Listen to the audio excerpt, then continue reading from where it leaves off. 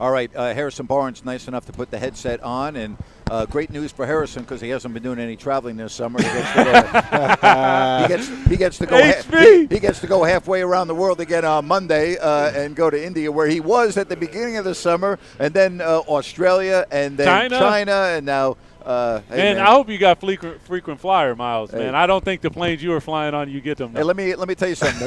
The contract that he just signed, yeah, he don't need frequent flyer mileage. All right, let me tell you something. He'll be just fine. If you can get him, hell with that. Don't listen to that. Always get them. I got some extra pages put in my passport. I'm okay. Well, it's great to see you, and this has been a whirlwind summer for you, hasn't it?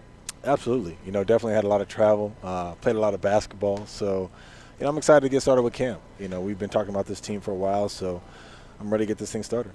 I'm excited too, man. I have a feeling. Do they have? Can you feel it? Yeah, I feel like this team feels like we know we have a lot. Yeah. We know we have an opportunity to do something special. And I think that's what's exciting about it. For us from this standpoint. And I know a lot of people won't see us on national TV per se this season, but I think we'll be definitely make the city proud. Harrison, can you talk about being reunited with Luke Walton and how good that is for you and this team? Yeah, Luke is a great friend, a great coach, and I had the opportunity to be around him in Golden State, and to have him come to this situation, where this team is, where we need to go. And I think he's a perfect fit for it. He has a championship experience as a player, as a coach. He's been around some of the best to ever play this game, and he knows how to play the right way. Mm-hmm. So I think those are all things that can really come to help us at the outset of this season, get to where we want to be. You've been a champion, obviously, been on one of the greatest teams in NBA history, 73-9. The motto of that was strength in numbers. And I believe that this is one of the deepest teams in the NBA. 2 deep at every position, go to the big guys, maybe even 3 deep at a couple with Rashawn and Harry and what have you. How does that play into how you guys see the season going and how you can attack the season on a night-to-night basis? We're going to need all hands on deck. It's 82 games. The West is tough. Our division specifically is tough. So, I think for us, every single night we know that with our depth, we have enough to get us going. We have enough that if this guy's hurt, if this guy's in a cold spell, if this guy's in foul trouble, whatever it may be, it's next man up. And that's got to be the approach we have all season. And I think over the course of, like I said, 82 games, our depth will be what carries us. You've been here, I think you got here 2 days after Team USA in China, and you were in the weight room working out, and I've been here a couple days watching the guys work out, and I'm already seeing a big difference in both De'Aaron Fox and Marvin Bagley from last year. De'Aaron is almost like he's about ready to take over. I kind of get that, and then I'm looking at Marvin shooting the 3. It's amazing to see how guys improve in the offseason, isn't it? No question. Both those guys have been working extremely hard in the weight room, on the court, taking care of their bodies, growing as just young men, but also as professionals. So, they've been taking huge strides this summer. Did they surprise you at all, or did you expect what you saw from them at USA Basketball? No, I've been around them, so I know the work that they put in. Mm-hmm. I know how focused De'Aaron was this summer and working on his game. Marvin was in LA like mm-hmm. me, so I'd seen that work. So for him to go out there, really get after those guys, in camp, Marvin being on the select team, getting called up, mm-hmm. De'Aaron, with the national team, didn't surprise me at all. Your role on this team. I hope you don't take this the wrong way when people ask me. I go, well, he doesn't do any one thing great, but he does everything well. And not like you're a complete player. And we know about the scoring in the backcourt, and we know about, how we think Marvin's going to be. But your role as the starting small forward on this team, can you talk to the fans about how that's going to go in your mind? Yeah, it's simply just doing whatever you need to do to win. That's what it ultimately boils down to, whether it's scoring, defending, rebounding, playmaking, whatever it is. That's what you have to do, and I think that I'm capable of doing that. Just drop the mic and walk the hell off. That's what I say. No, because really, Harrison, I think that mentality is a championship mentality. It's what you have to be able to do for your teammates and the willingness to sacrifice for your teammates. It's not about you. It's about us.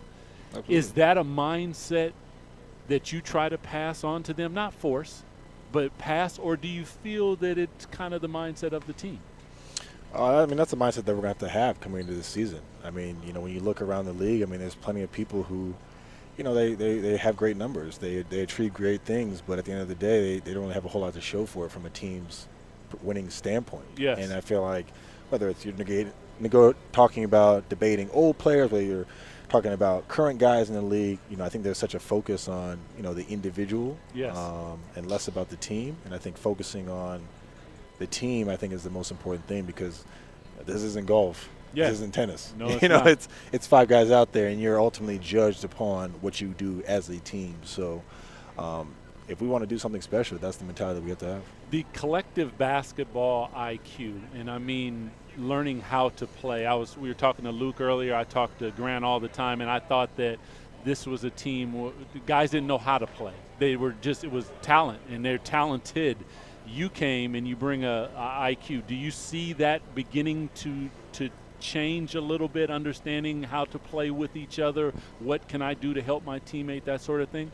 Absolutely. I think when you see guys, after they've been around the league, they kind of see things. You watch the playoffs. Okay, now guys are starting to become more mature. They're starting to know what to do, whether it's Harry, whether it's Marvin, whether it's De'Aaron, whether it's Buddy, whether it's Bogey, whatever it may be. They're learning on the fly. And you have guys like Trevor who are coming in, coaching, working with guys, spending time with guys.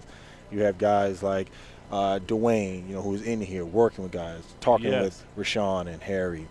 You have guys like Kyle Guy who, they're coming in as a rookie, but they've had good coaching along the way. So they kind of understand basic concepts. It's just the nuance of the NBA, learning that. I think that's the biggest thing. Yeah. We have this debate on radio when people would call up when players did not want to play on Team USA. And they're like, oh, that's better. You don't have to worry about them getting hurt. Now we say, well, guys get hurt all the time when they're not playing in organized basketball. I mean, look at DeMarcus Cousins this year. But my point is, and the thing I want you to talk about, the benefits of what you went through, but yet being fresh for the start of the season. Do you feel real good right now? And did being in Vegas, then L.A., then Australia and China, does that wear you down at all?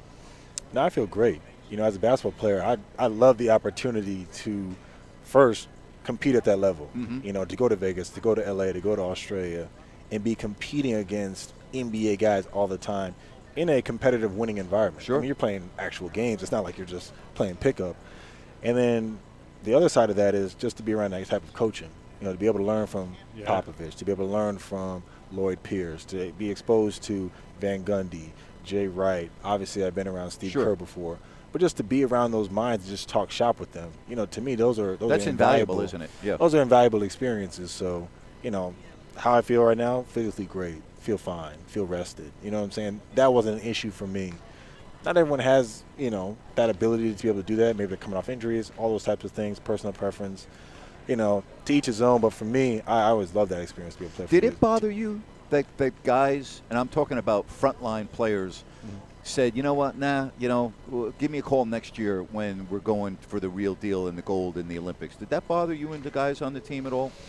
No, not at all. I mean, there was always a lot of criticism, a lot of critique, whether it was from the media, whether it's from other players, all that type of stuff. But at the end of the day, it's only about the 12 that was there. The people that signed up to play. Mm-hmm. The goal was to win gold. We didn't accomplish that, so from that perspective, we failed. But the overall experience, I gained a lot from. And next year, if the call happens to be there, I would gladly accept. But and I never want to be in a situation where I'm just turning down opportunity just because I didn't want to play. Grant asked me earlier about coaching and how quickly do guys galvanize with the new coaching staff. From your standpoint, you've signed in other places and experienced coaching that way. You got traded and experiencing a new coaching that way. As you look at this, how long do you think it will take for everyone to, or have they already? Because I told Grant, I said usually it happens really quickly because guys can tell if you're bull jiving them or not. I mean, For sure. How long for you do you think it'll take for guys to adapt to what is going to be out here on the court? I think right now we have a great vibe, especially with the player development guys and girls. we've been, able to come out here, compete, get after it. So that bond has already been established. I think the coaches have been really proactive in terms of getting with guys, talking with guys about things they like, things they don't like, things they've seen, giving input on it. Because it's one thing for a new coach to have to come in and say, okay, guys, this is what we're doing.